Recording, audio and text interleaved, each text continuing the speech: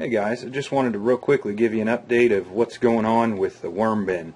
I still have one of these bins. The first one here is empty, and that's what I'm going to put the Alabama jumpers in. I still have to order those. I made used an old pallet and made up a shelf, and so this works really nice. We ended up using one pallet and just a few other odds and end pieces that we needed from another pallet, and made up a shelf that will hold 2 worm bins very nicely. There's my grow room. But let's take a look at this worm bin and get an idea, how it's holding up. I don't know how well the light's going to work, but let's just go ahead and pull the lid off here and take a look at it. Now you can see here that when I first got the worms, it took them a little bit to get accustomed to the dirt that I was putting them in. I don't know why, but they tried to climb up. And if you can see here, I told you that I was having issues with this one ring that I made. It's sagging here in the middle, and it's pulling away on the ends. So I'm going to temporarily put a screw back in on all 4 corners, and maybe one on each side, and that'll prevent the worms from climbing out.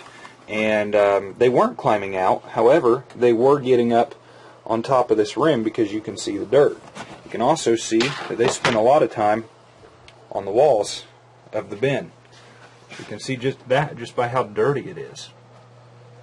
So, I don't know. There's not been any worms up here since about a week and a half into it. There's been no worms on the side of the bin, and things are starting to look like they're stabilizing fairly effectively. I've been feeding in one end, just blending up table scraps, giving them some powdered food. Matter of fact, 2 days ago, I gave them some powdered food. It had oats and ground up coffee, and you can see some of that here. But they have eaten about half of it. So let's just kind of dig in here and see what they look like. This is some of the food that I put in here. I probably put too much food in there. They'll get through it. It won't be a problem. But that's the food that I put in. And I have probably just a little too much in there, but that's okay. If I pull back, there we go. We got some red wigglers.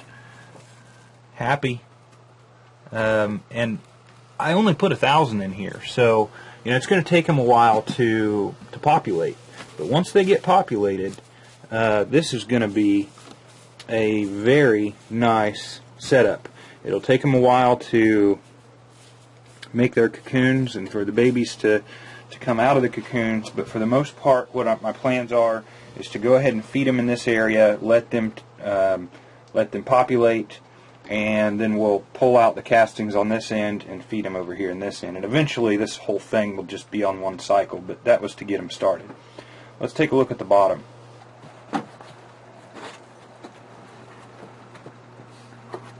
Okay, this is what it looks like on the inside of the first tub. You can see that, I'm getting a little bit of fall through there, but for the most part it's not too bad. And if you were to look underneath,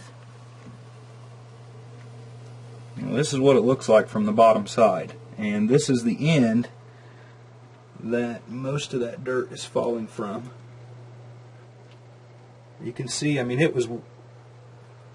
I had this thing one day, and there was worms in the bottom.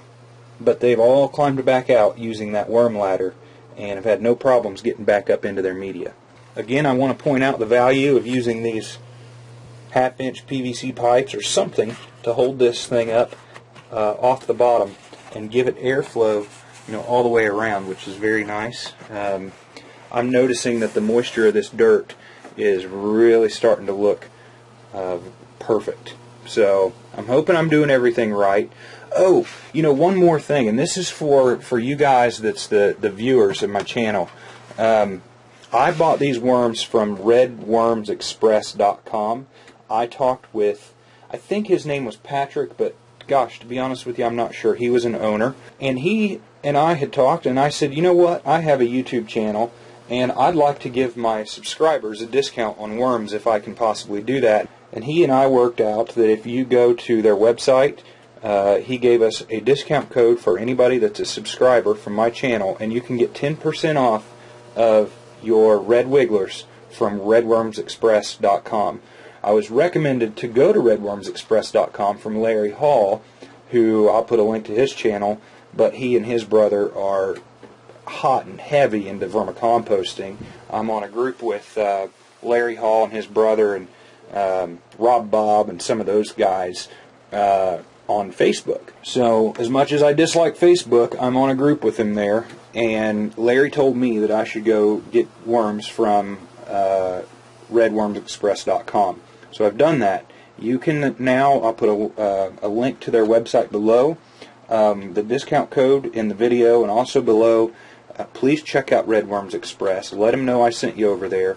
I got all my worms in. They were all alive. There was no problems at all. They have a very ethical business. Look at their website, and I promise you, you'll be impressed. So I hope this has been helpful. It's a nice little update for you, and I'll let you know as soon as I have anything else that anything else materializes, and when I'm ready to, start harvesting the castings. Please give us a thumbs up if you haven't already. It really does help the ratings. Thank you all for watching, and share this video if you think it's been helpful and it can benefit others. God bless you all.